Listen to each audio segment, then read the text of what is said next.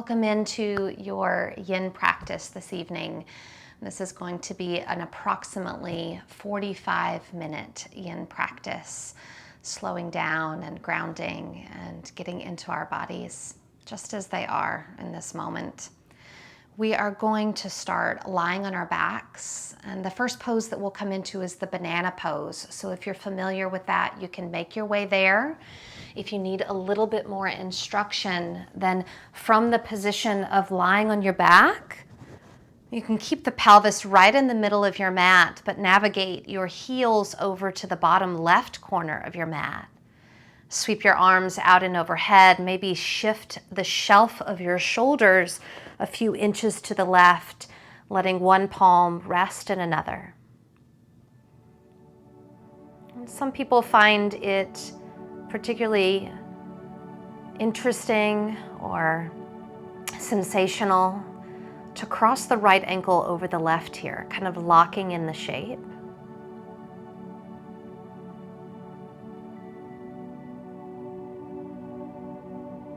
Most of the holds in our practice this evening will be approximately 3 minutes in length, so ample time to really settle into each shape.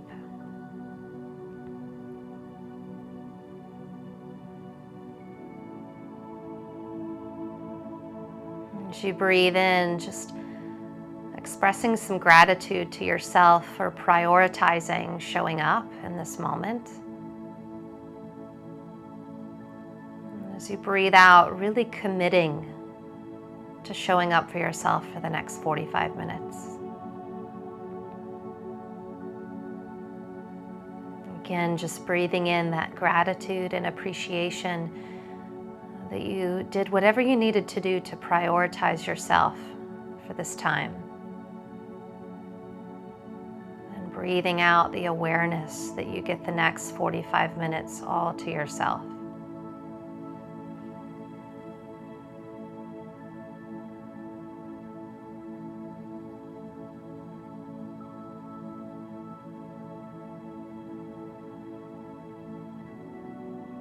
Allow yourself to have about 2 more breaths exactly as you are in the banana pose.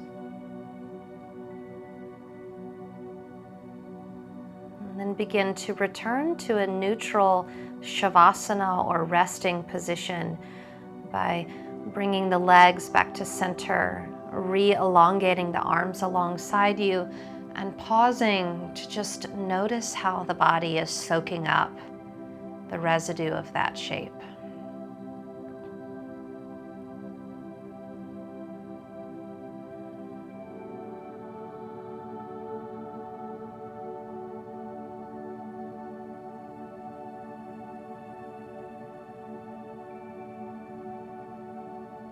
And then as you're ready, you can, without moving your pelvis, guide your heels over to the bottom right corner of your mat. Arms once again sweep out and overhead. You might slide the shoulders to the right a few inches, letting one hand rest in the palm of the other. And knowing that there's that option to cross left ankle over right, locking in the banana shape.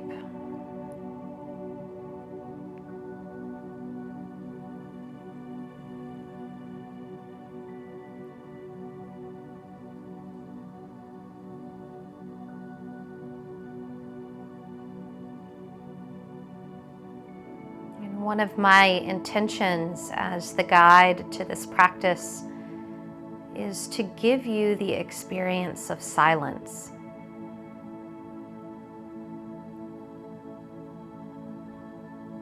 And so at various points throughout the practice, you will feel and hear my voice take a step back, so that you have the gift of spending time silently with yourself, developing your own relationship with your inner narrative, with your own experience, without it being unnecessarily clouded by my voice.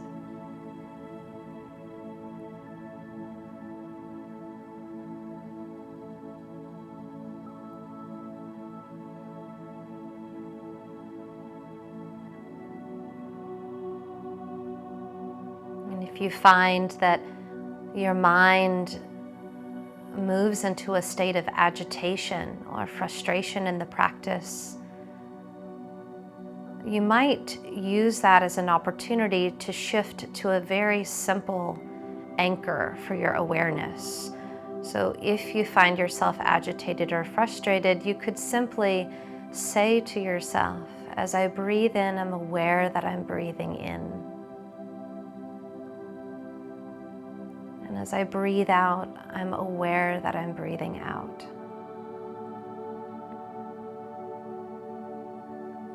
Breathing in, I follow my in-breath all the way to its completion. Breathing out, I follow my out-breath all the way to its completion.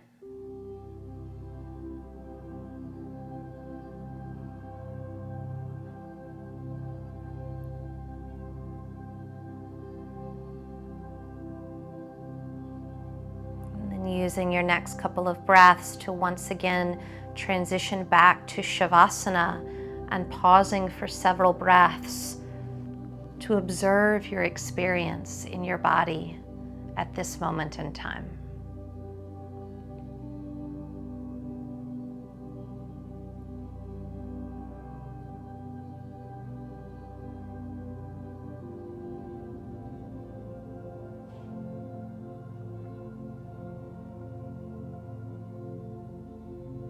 Going to prepare to shift onto all fours, and to do that we'll bend the knees one at a time, bringing the feet onto the mat, and then from that position draw both knees in towards the chest, giving yourself a hug, wrapping either hands or forearms and elbows around the knees, maybe rocking from side to side for the space of a few breaths.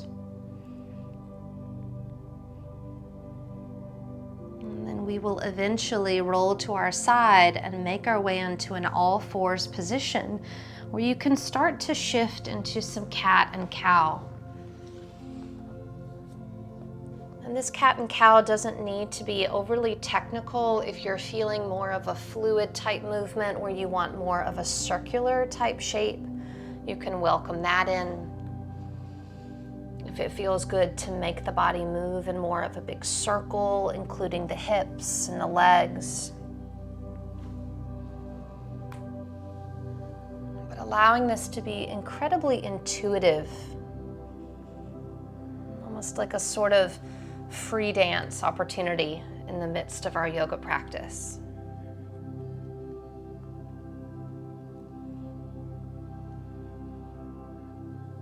We're going to shift into a combination pose where we combine child's pose with a very subtle shoulder opening.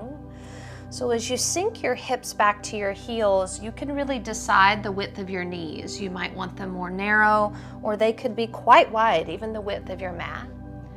And then we'll take the right arm threaded underneath the left, like you're threading the needle. The right temple settles onto the mat. And then a few options here. Your left arm could reach forward towards the front of your space, or you could sweep it around and either let it rest alongside you or even rest on your low back. But just remembering that the intention here is to be quite effortless muscularly with the body, so that the muscular system is really dialed down. And the stress of this pose is being held by the connective tissue.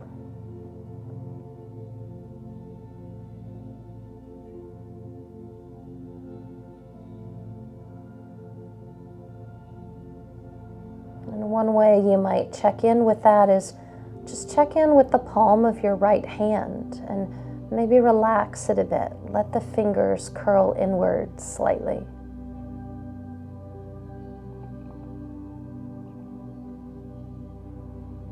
You might do a simple scan of your face, your facial muscles, and even feeling the weightedness of your right cheek kind of falling towards the mat.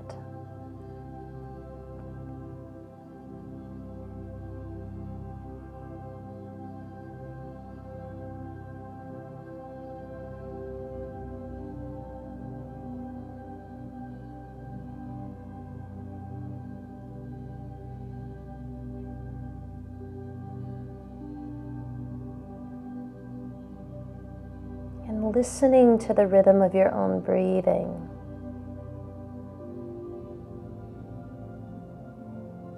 Just noticing if the breath feels fast or slow. There's no right way to be breathing. You're just noticing it, observing it, giving it your attention.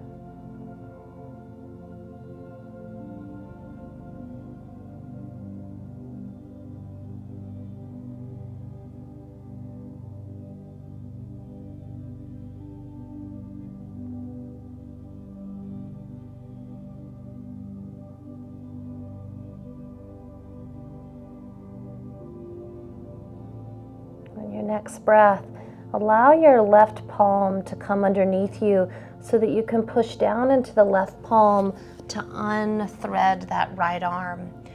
And then walk both of your arms and fingertips forward, shift forward, and come into a very brief puppy pose with the knees underneath the hips.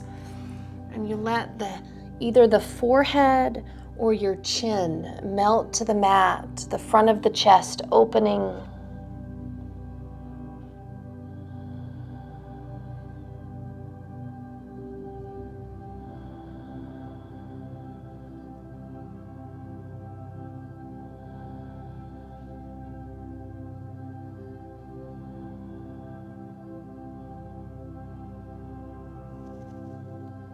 Just taking one final breath in your puppy pose.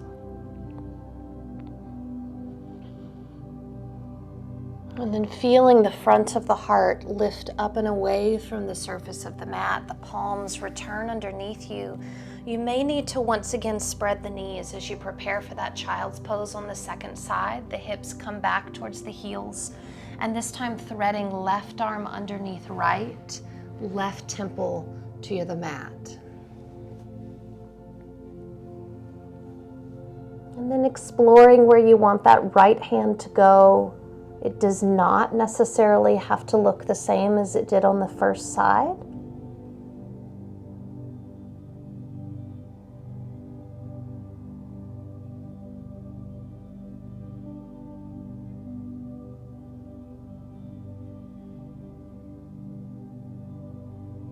There's a very simple quote from one of my teachers, Swami Satchidananda. And the entire quote is made up of only 6 words. But these 6 words encapsulate the objective of our practice very succinctly.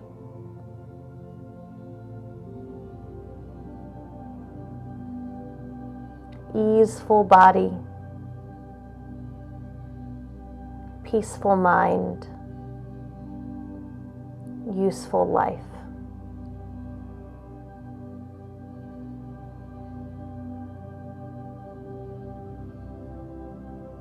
Easeful body, peaceful mind, useful life.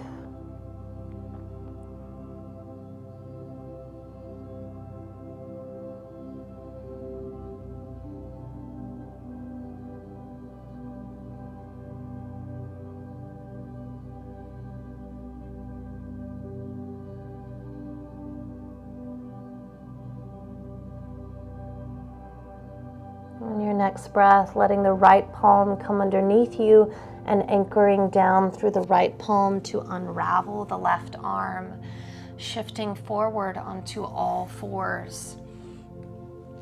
And we're going to come into a relatively soft, I don't want this to be too intense, IT band stretch. So the legs are going to kind of be scissored. And I particularly like to have a bolster or a pillow in front of me for this pose.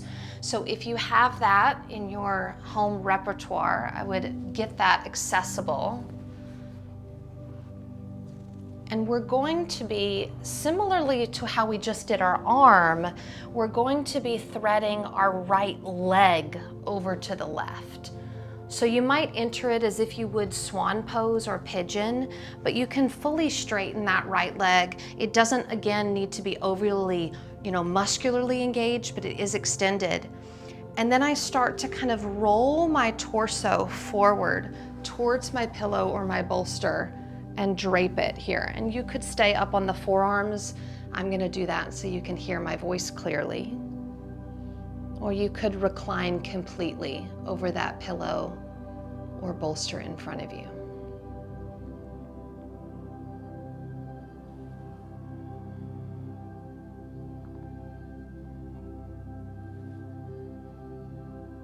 And in the spirit of this quote that I've brought in, we are looking for an easeful body here, where maybe there's a mild amount of stretch or an awareness in that outer seam of the right leg and hip. But there's nothing that's acute or aggressive about the experience of being in the pose.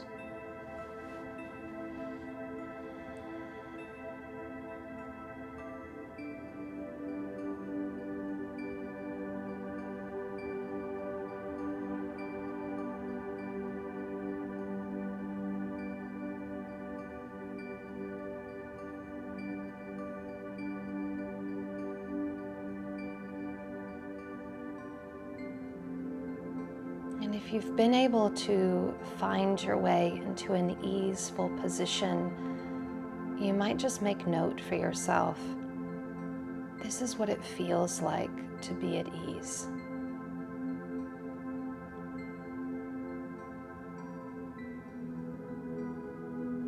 This is what it feels like to be at ease. Almost like you're making a memory, imprinting it in the cells of your body, of what it feels like to be in your body when your body is at ease.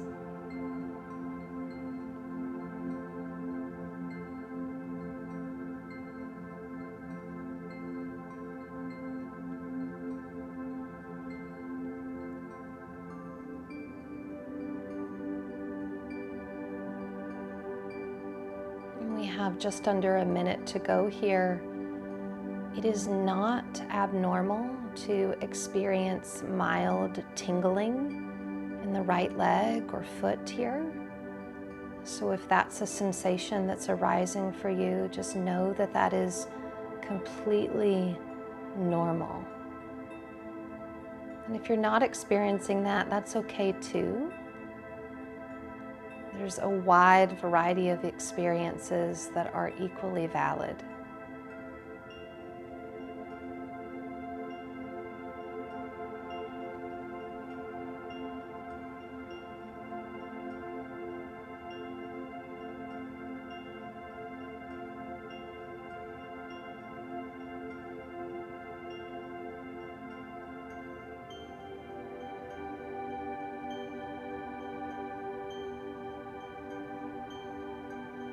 Be making a relatively gentle transition to a wide dragonfly pose facing the long edge of the mat. So you can walk your hands up and in, and the weight of the body stays released in the right hip as you kind of flip open and widen the legs into an even broader V shape. And then you can take your bolster or whatever set of props you have and bring it out in front of you. And you could do it horizontally, particularly if you enjoy a little belly compression. This can be nice, kind of really creating that relationship between the abdomen and the bolster with the breath. Or if you prefer for it to be kind of running vertically with the spine, that's another option. If you find you don't fold very far forward, you could always create more of a ramp with your block. And you can even kind of lift the bolster this way if you're not folding far at all.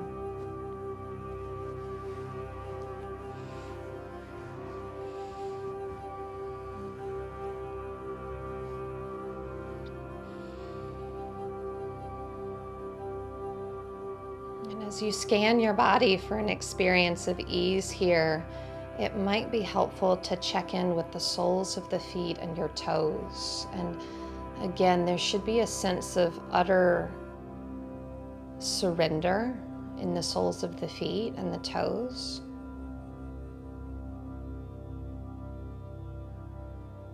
In the knee joint, there should be this quality of like the patella, the knee joint being very swimmy around the knee joint. So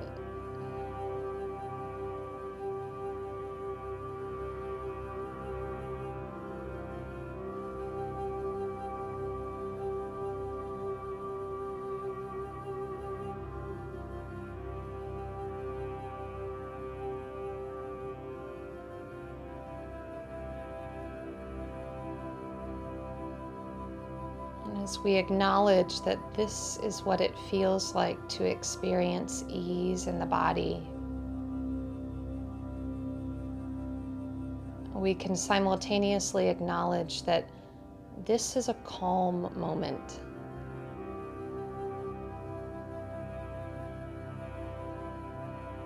That if you have the privilege and the gift of being here in this practice right now, then your life has arranged itself in such a way that this present moment is a very good moment. And from that awareness, a sense of peace in the mind can begin to arise.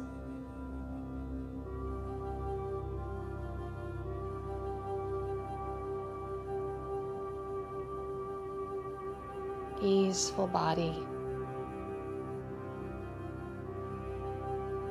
peaceful mind.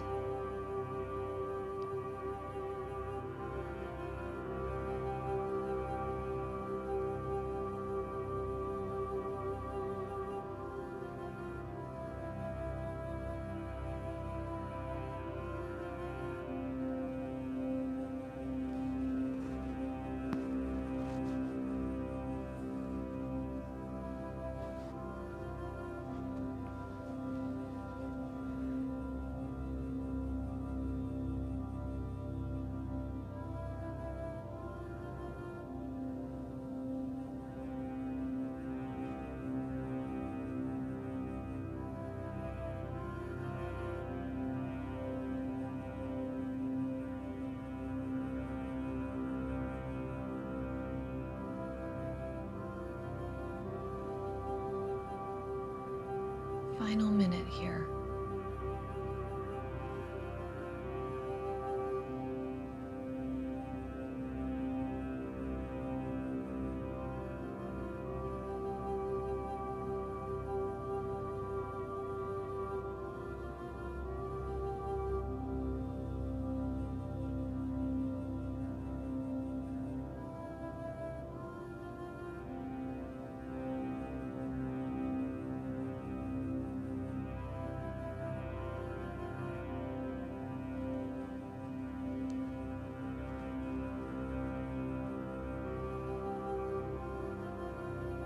Taking one more breath as you are in the pose. And then using the subsequent breaths to gently elevate the torso. And we'll hopefully have a relatively smooth transition to face the back of your space with the left leg in that IT band scissor cross. So I'll bring my bolster around to the back of my space, slide my left leg back a bit, and then from there I can kind of roll around and find my way into that IT band position.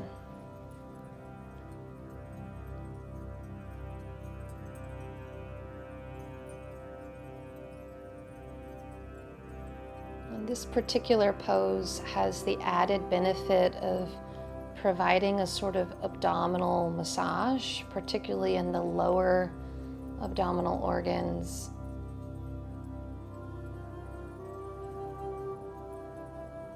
So really welcoming a full experience of breath here. Feeling that lower belly gently pressing up against the left inner thigh on the inhale. And then that relationship of the belly deflating and the thigh falling into the abdomen on the exhale.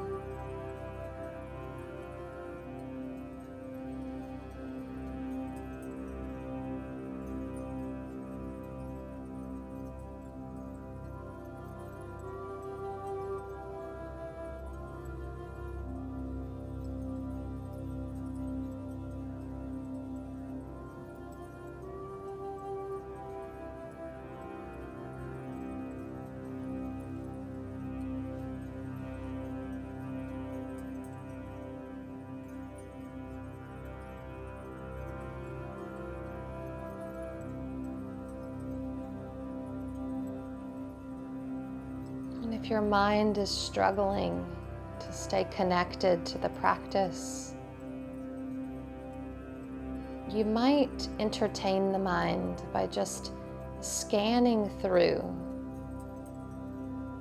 the variables of your life that aligned themselves in order for you to be here in this moment.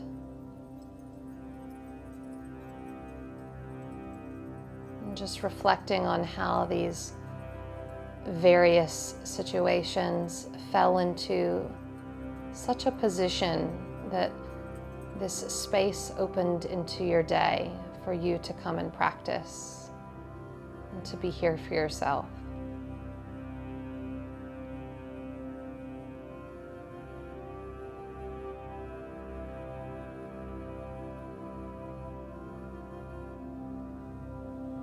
And through that awareness of all the things that fell into place in order for you to show up right now, allowing this natural experience of gratitude and peace to arise in the mind.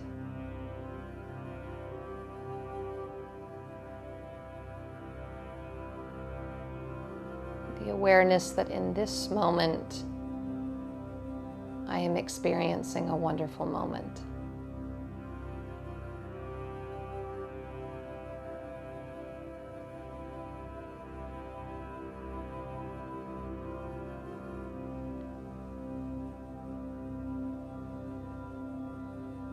Last few breaths here.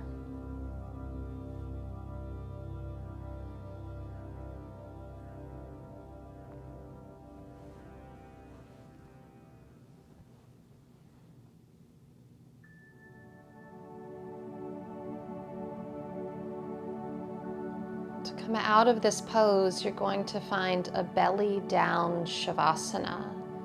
You can stay facing the back of your space as you slide your left leg down and back to meet the right, and roll forward onto your abdomen, resting your favorite cheek on the floor, arms resting alongside you.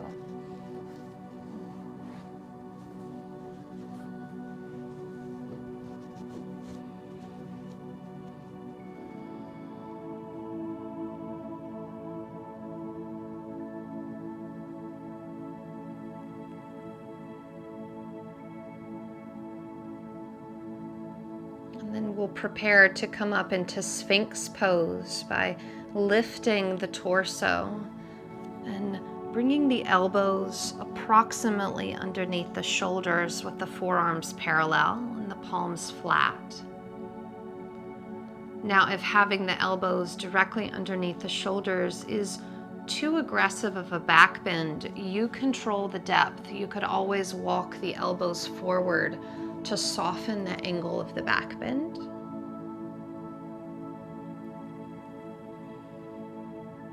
And as we check in with the ease of our body here, you might scan the buttocks, the pelvis, and make sure that those large muscles on the back of the pelvis, the glutes, are really soft and relaxed. You might check that your thighs are kind of puddling into the mat, the calves relaxed, and the soles of the feet relaxed.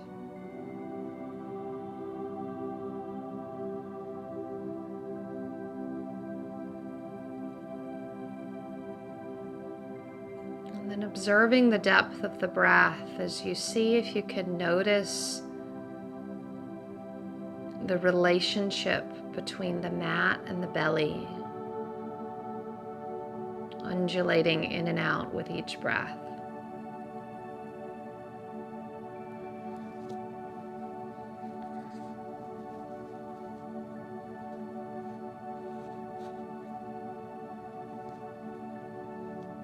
If you find your head and your neck getting fatigued here, you could always welcome in the support of a block and rest the forehead on the surface of a block.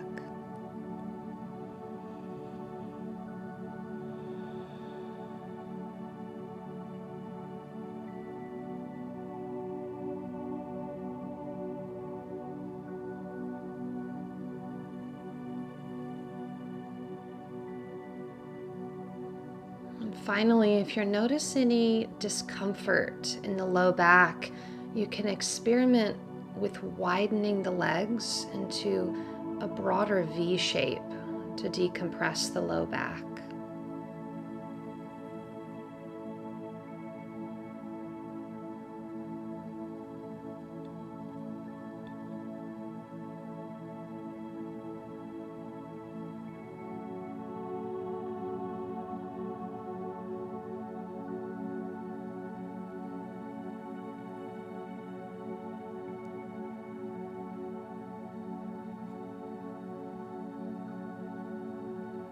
And for the final minute or so of this practice, if you're interested in elevating to seal pose, you could widen your hands, turning the palms out at approximately 45 degrees, and then push down into the palms to lift the forearms and rise up into seal pose.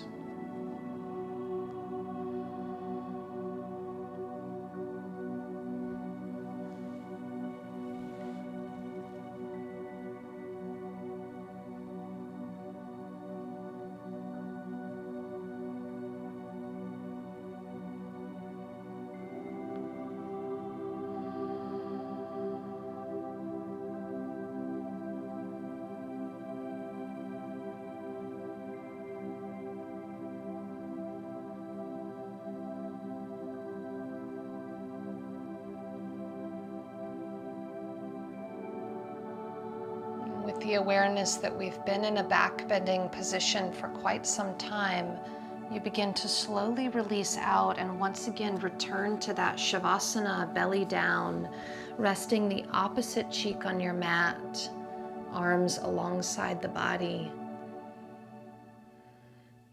Letting any intensity from the pose just slowly dissipate out of the body. Kind of watching the effects of the pose slowly melting out of the cells.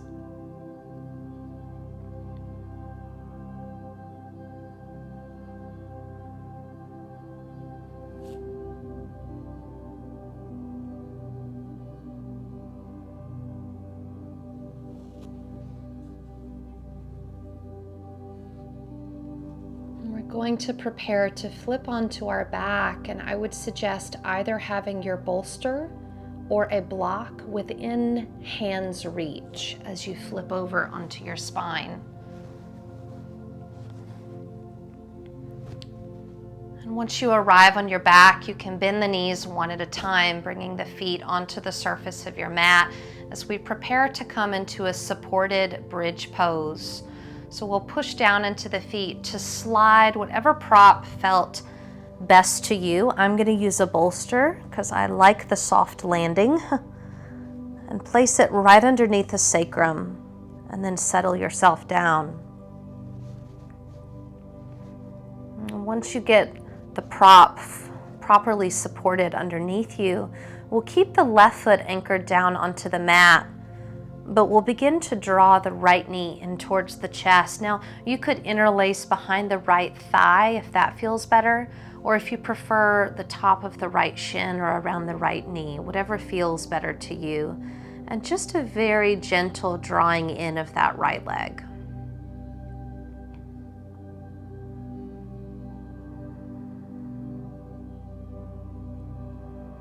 And then we will interlace behind the right thigh and just begin to extend the right heel up towards the ceiling. It doesn't need to be, if the hamstring's tight, you don't have to fully straighten.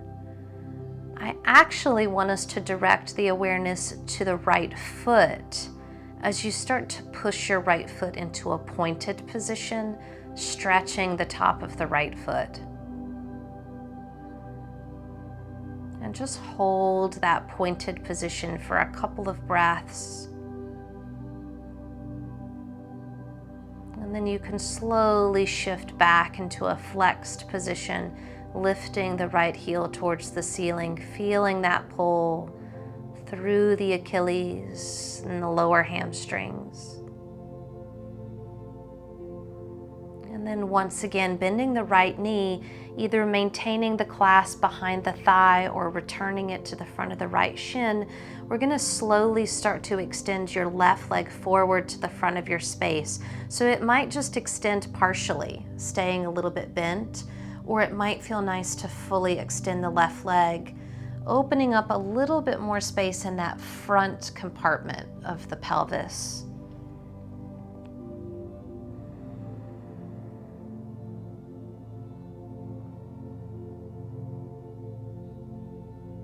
And my tendency here is to get a little too active in the pose. So even right now, I'm going to remind myself to relax the soles of my feet, to let that left leg, mine wants to kind of fall out to the left a little bit. I'm not going to resist that. I'm going to let it happen.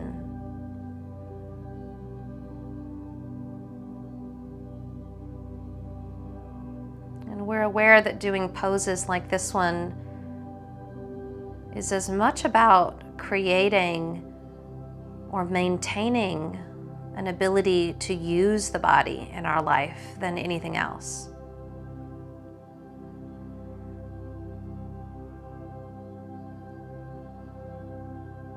As much as anything, our practice becomes an expression of how we can be of service and of use in this life.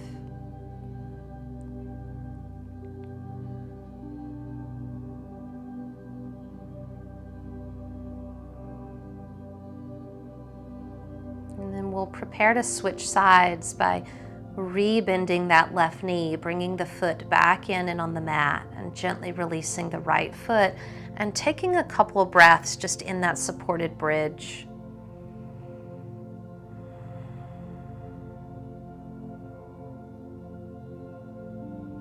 And then for the second side, we begin to draw that left knee in, keeping the right foot on the mat.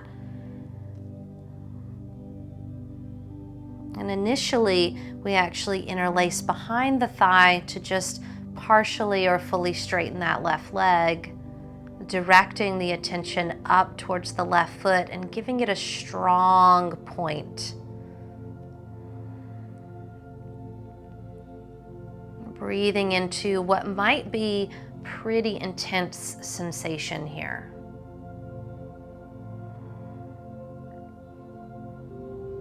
And then moving into dorsiflexion as you pull the toes back and reach the left heel upwards.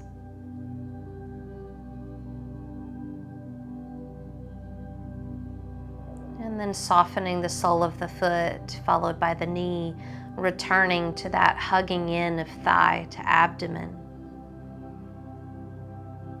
And then beginning to explore moving that right leg forward, either a few inches or all the way to straight, but maintaining that softness muscularly.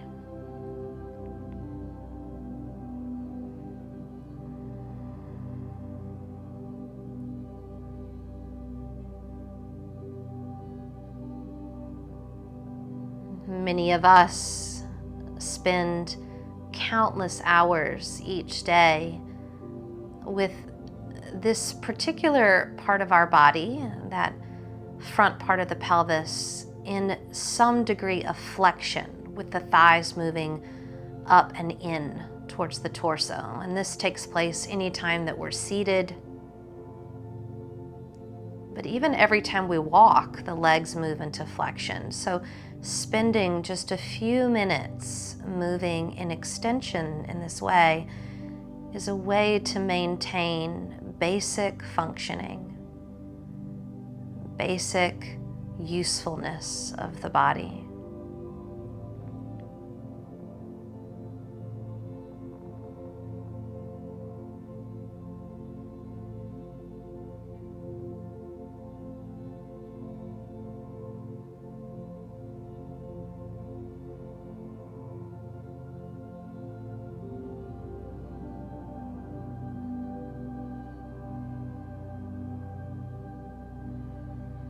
To close out this pose, we start to draw the right knee in, the right foot back to the mat. Slowly release the left foot down to join the right, pausing for a breath or so. And we'll shift into about a 3-minute Shavasana here. You might just slide the pillow or the bolster down behind the backs of the knees.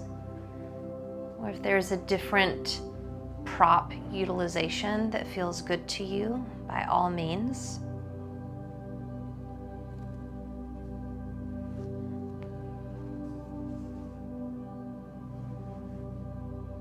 And once again, mentally checking in with the soles of the feet and the palms of your hands. Releasing any remaining tension there.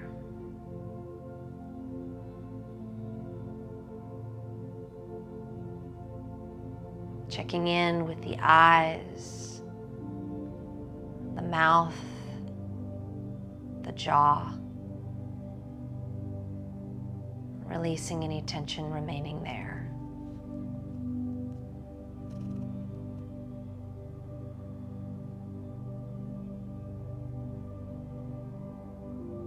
Checking in with the tongue, resting heavily in the soft palate of the mouth. Releasing any tension there.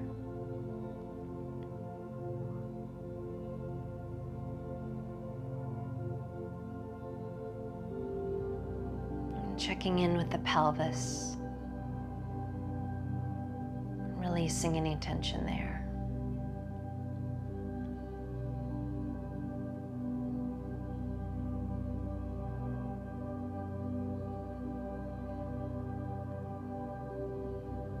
Luxuriating in this experience of an easeful body, peaceful mind, useful life.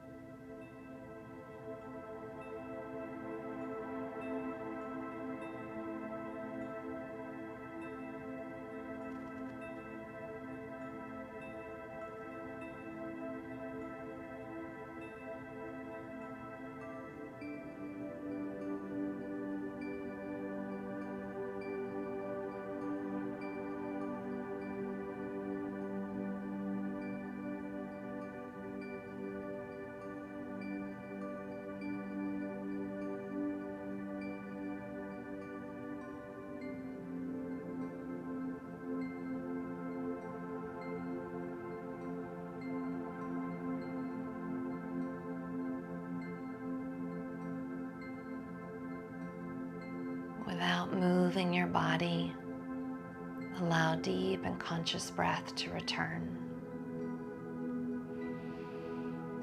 followed by subtle movement in the fingers and the toes, wrists and ankles. And then eventually, in your own way and in your own time, making your way back up to a comfortable seat.